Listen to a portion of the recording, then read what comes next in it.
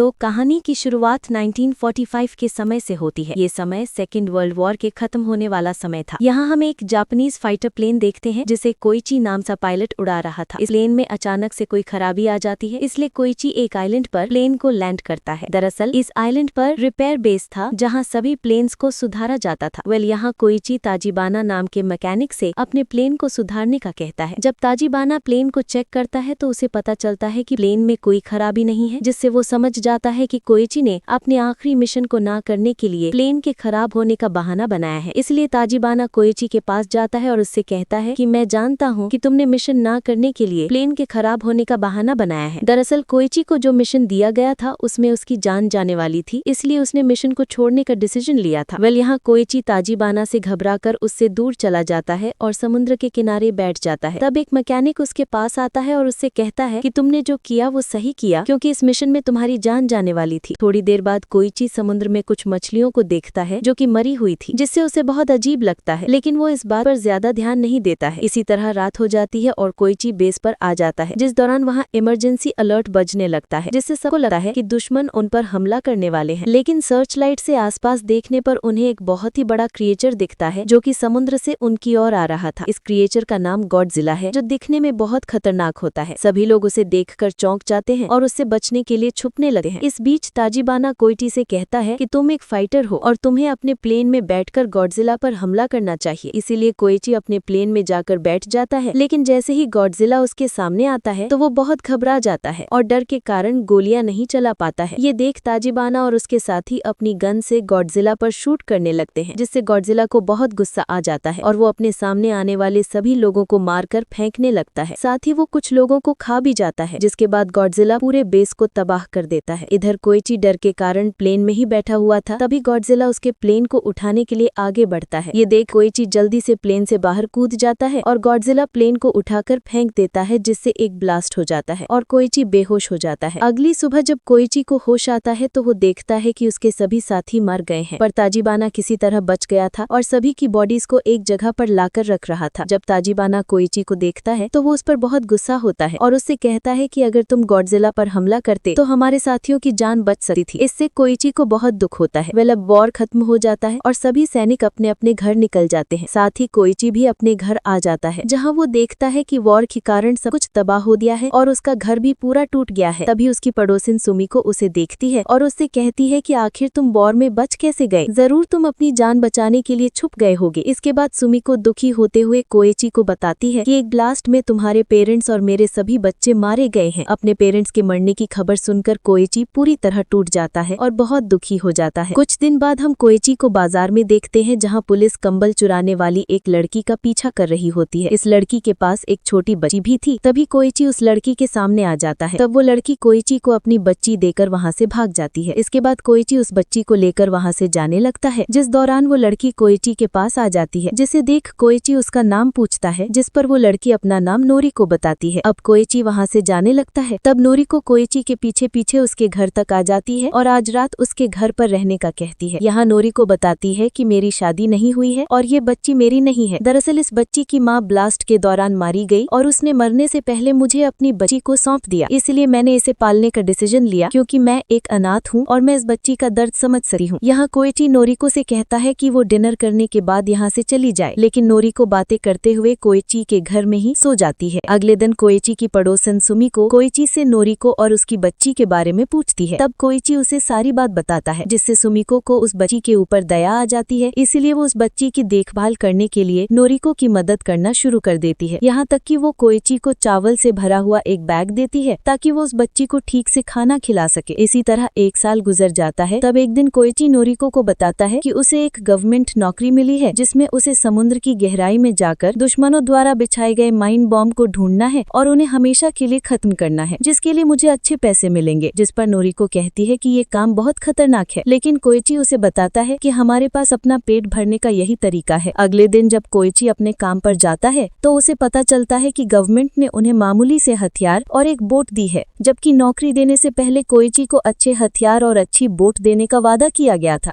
यहाँ कोइची की मुलाकात डॉक्टर केंजी से होती है, जो कि नेवी साइंटिस्ट रह चुके थे और अभी इस मिशन को लीड कर रहे होते हैं। इसके अलावा यहाँ कैप्टन सेजी और शीरो भी थे, जो कि कोइची की तरह वॉर में जिंदा बच गए थे। इसके बाद सभी बोट लेकर समुद्र के बीच आ जाते हैं, जहाँ सेठ जी कोइची को काम के बारे में सारी बातें समझाता है। इस बीच उन्हें एक माइन बॉम्ब दिखाई देता है, इसीलिए सेठ जी इस पर शूट करने लगता है, लेकिन उसे ठीक से निशाना नहीं लग पाता है। तब कोइची उससे गन लेता है और निशाना लगाकर उस माइन बॉम्ब पर शूट करके उसे ब्लास्ट कर देता है, जिससे सभी खुश हो जाते हैं। इसके बाद हम रात में कोइची को उसके घर में सोता हुआ देखते हैं, जिस दौरान उसे एक सपना आता है जिसमें उसे घर के बाहर किसी के चीखने की आवाज सुनाई देती है। जब वो बाहर आता है तो देखता है कि गॉडजिला सभी मैकेनिक्स को मार रहा है। इस सपने को देखकर कोइची की नींद खुल जाती है और उसे लगने लगता है कि गॉडजिला ने उस दिन उसे भी मार डाला था और अब तक जो हुआ वो एक सपना था। इसीलिए वो घबराकर नोरिको के पास आने लगता है, जिससे नोरिको डर जाती है और उसे धक्का देकर दूर कर देती है। जिसके बाद कोइची नोरिको को बताता है कि उसने वॉर में अपने पेरेंट्स और कई साथियों को खोया है, इसीलिए उसे ऐसे सपने आते रहते हैं, जिस पर नोरिको उसे दिलासा देते हुए संभालती है। इसी दौरान अमेरिका अपने न्यूक्लियर बॉम्ब का टेस्ट करने के लिए समुद्र में न्यूक्लियर ब्लास्ट कर देती है। इसी समय गॉडजिला भी वहां मौजूद होता है, इसीलिए उस पर न्यूक्लियर का इफेक्ट हो जाता है, जिससे वो और भी ज्यादा पावरफुल हो जाता है। कुछ समय बाद हम कोइची को देखते हैं, जो अपनी नौकरी से अच्छे पैसे कमा चुका होता है, जिससे वो एक बाइक भी खरीदता है और अपने घर को ठीक करवा लेता है। एक रात कोइची के घर पर केंजी, सेठ जी और शीरो डिनर करने के लिए आते हैं। यहाँ सभी को लग रहा था कि नोरिको कोइची की वाइफ है। तब नोरिको उन्हें बताती है कि वो कोइची की वाइफ नहीं है और ये बच्ची भी हमारी नहीं है। तभी वो बच्ची कोइची को पिता कहकर बुलाती है। तब कोइची के साथी उससे कहते हैं कि उसे नोरिको के साथ शादी कर लेना चाहिए और अपना परिवार बसा लेना चाहिए, पर कोइची मना कर देता है।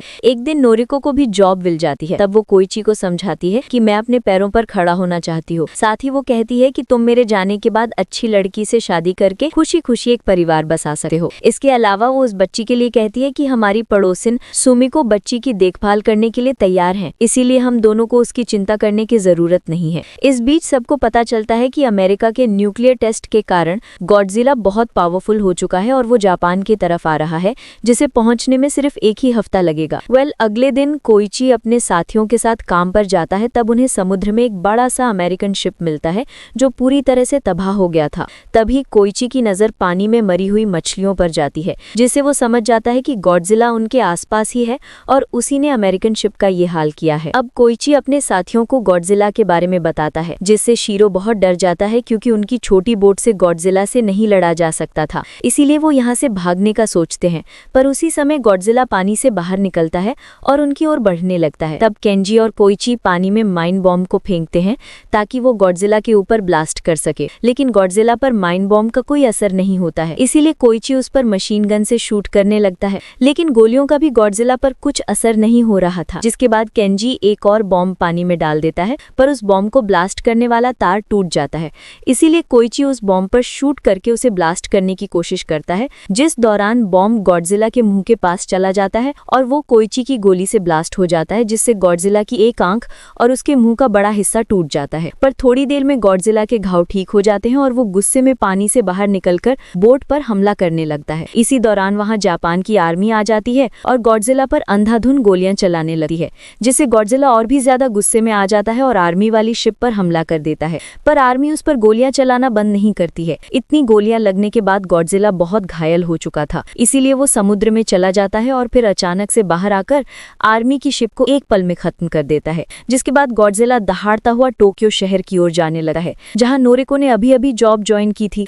कुछ समय बाद हम कोइची को एक हॉस्पिटल में देखते हैं। वो अपना इलाज कराकर घर जाता है। तब नोरिको उसकी हालत देखकर बहुत दुखी होती है और उससे सवाल करने लगती है कि आखिर तुम इतने परेशान क्यों रहते हो और मुझे कुछ बताते क्यों नहीं हो? क्या तुम मुझे कुछ भी नहीं मानते? तब कोइची नोरिको को मरे हुए मैकेनिक्स की तस्वीरें बताता है और कहता है कि ये सब मेरी वजह से मरे हैं। अगर मैं उस दिन गॉडजिला को मार देता तो मैं इनकी जान बचा सकता था। कोइची की बातें सुनकर नोरिको उसे समझाती है कि इसमें तुम्हारी कोई गलती नहीं है, आखिर तुम भी एक इंसान हो और तुम्हारा डरना जायज है। अगले दिन गॉडजिला टोक्यो शहर के पास पहुंच जाता है, जहां आर्मी शिप उसे रोकने के लिए उस पर हमला करने लगती है, पर गॉडजिला पर कोई असर नहीं हो रहा था। यहाँ कोइची घर में होता है। तब उसे रेडियो से पता चलता है कि गॉडजिला टोक्यो शहर की ओर बढ़ रहा है, इसलिए कोइची को नोरिको की चिंता होने लगती है। दूसरी ओर गॉडजिला टोक्यो पहुंच जाता है और तबाही मचाने लगा है। इसी बीच उसे एक ट्रेन दिखाई देती है, जिसे वो उठाकर तोड़ने लगा है। इसी ट्रेन में नोरिको भी होती है, जो कि अपनी जान बचाने के लिए पानी में कूद जाती है। वहीं गॉडजिला अपने सामने आ रही हर चीज को तबाह करने लगा है। इसी बीच कुछ न्यूज रिपोर्टर एक छत पर खड़े होकर गॉडजिला की फोटो निकाल रहे होते हैं। तब गॉडजिला उनके पास आकर इस बिल्डिंग को भी तबाह कर देता है, जिससे वो सभी मारे जाते हैं। इधर कोइची टोक्यो आ जाता है और नोरिको को ढूंढकर उसे अपने साथ ले जाने लगा है। इसके बाद वहाँ आर्मी आ जाती है और टैंक से उस पर हमला करने लगती है, लेकिन गॉडजिला पर कोई असर नहीं हो रहा था, बल्कि अब गॉडजिला के चमकते हुए पंख बाहर निकलने लगे हैं, जिसके बाद गॉडजिला के मुंह से न्यूक्लियर लाइट्स बाहर आने लगी हैं, जिससे शहर में एक न्यूक्लियर ब्लास्ट हो जाता है और शहर का अधिकतर हिस्सा तबाह हो जाता है। इसी बीच गॉडजिला अपने मुंह से न्यूक्लियर की एक लहर नोरिको की ओर फेंक देता है, इसलिए नोरिको जल्दी से कोइची को धक्का देकर दूर कर देती है और खुद उस लहर की चपेट में आकर मर जाती है, जिससे कोइची अपने घुटनों पर गिर जाता है और नोरिको की मौत से बहुत दुखी होता है। इसके बाद गॉडजिला वहाँ से जाने लगा है, तब कोइची उसे देखकर गुस्से में चिल्लाने लगता है। कुछ समय बाद न्यूज पर बताया जाता है कि गॉडजिला के हमले में 30,000 लोग मारे गए और 20,000 बिल्डिंग्स तबाह हो गई। इधर सभी नोरिको की मौत से दुखी थे, जिस दौरान केंजी कोइची को बताते हैं कि गवर्नमेंट ने गॉडजिला को मारने के लिए हमारे जैसे लोगों को चुना है। इसके बाद कोइची और उसके साथी एक मीटिंग में जाते हैं, जहाँ आर्मी कैप्टन ने उन लोगों को बुलाया था जिन्हें गवर्नमेंट ने गॉडजिला को मारने के लिए चुना था। यहाँ कैप्टन सभी से कहता है कि हमारी कोई भी मदद करने वाला नहीं है,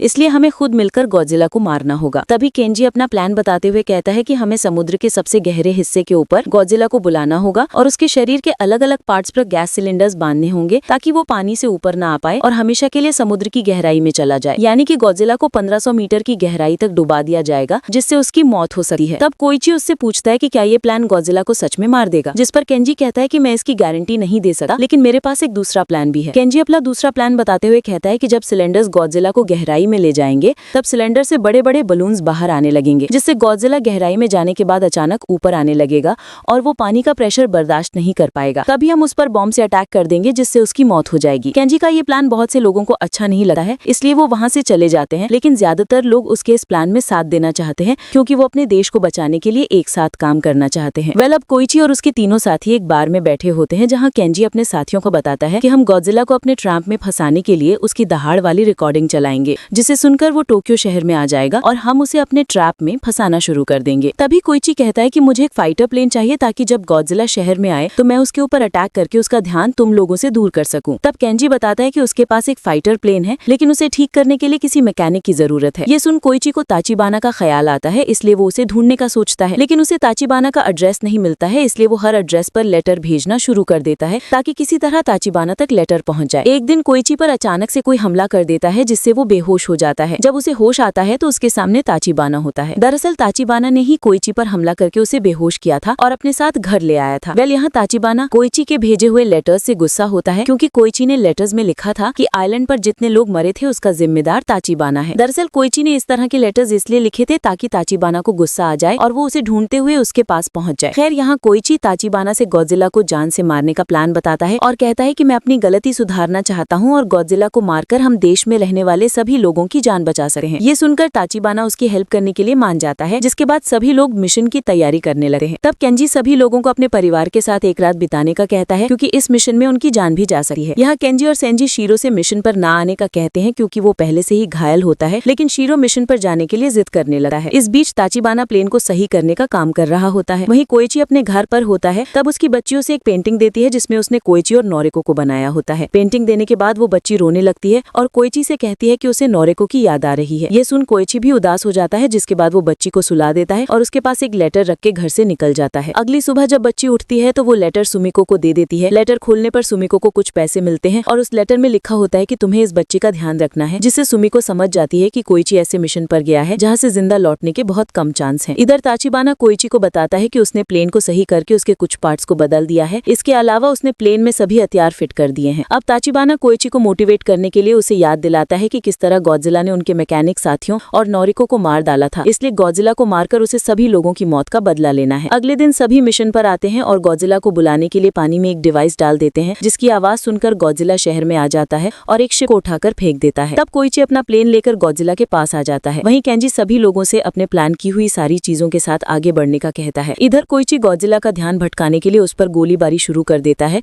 जिससे गॉडजिला गुस्से में आकर प्लेन का पीछा करने लगा है और समुद्र के उस हिस्से में आ जाता है जहाँ उसके लिए केंजी ने ट्रैप बिछाया हुआ था। यहाँ गॉडजिला को 2 शिप्स दिखाई देते हैं, लेकिन उन पर कोई भी इंसान मौजूद नहीं था। वेल, गॉडजिला अपनी न्यूक्लियर लाइट से शिप्स पर अटैक करके ब्लास्ट कर देता है, जिससे गॉडजिला को भी चोट आ जाती है। इसी बीच केंजी अपने प्लान के मुताबिक लोगों के साथ मिलकर सिलेंडर्स को पानी में डालने लगते हैं और केबल की मदद से वो गॉडजिला की बॉडी में सिलेंडर्स बांधने लगते हैं। इस दौरान कोइची लगातार गॉडजिला को गोली मार रहा होता है ताकि उसका ध्यान केंजी के शिप्स पर ना जाए। अब जैसे ही गॉडजिला न्यूक्लियर लाइट से हमला करने वाला होता है, तभी सिलेंडर्स उसे पानी के अंदर ले जाते हैं, लेकिन इससे उसकी उसकी जान नहीं जाती है। इसलिए केंजी उसे वापस ऊपर लाने के लिए बलून्स को फुला देता है, लेकिन गॉडजिला बलून्स को फोड़ देता है। इसलिए केंजी और उसके लोग शिप्स में लगी क्रेन से गॉडजिला को खींचने की कोशिश करते हैं, जिससे उनकी एक क्रेन गिर जाती है। इसी दौरान शीरो कुछ लोगों के साथ वहां आ जाता है और गॉडजिला को खींचने के लिए केंजी की मदद करने लगा है। बड़ी मुश्किल से गॉडजिला दोबारा बाहर आता है और अब वो बहुत घायल दिखाई दे रहा होता है। इसके बाद वो न्यूक्लियर लाइट बाहर निकालने लगता है, जिससे उसका शरीर पूरा नीला दिखाई देने लगा है। ठीक इसी समय कोइची अपना प्लेन सीधे गॉडजिला के मुंह में घुसा देता है, जिससे एक बड़ा सा ब्लास्ट हो जाता है और गॉडजिला मारा जाता है। इधर सभी लोग कोइची के लिए बहुत दुखी होते हैं, क्योंकि ब्लास्ट में उसकी जान भी चुकी थी।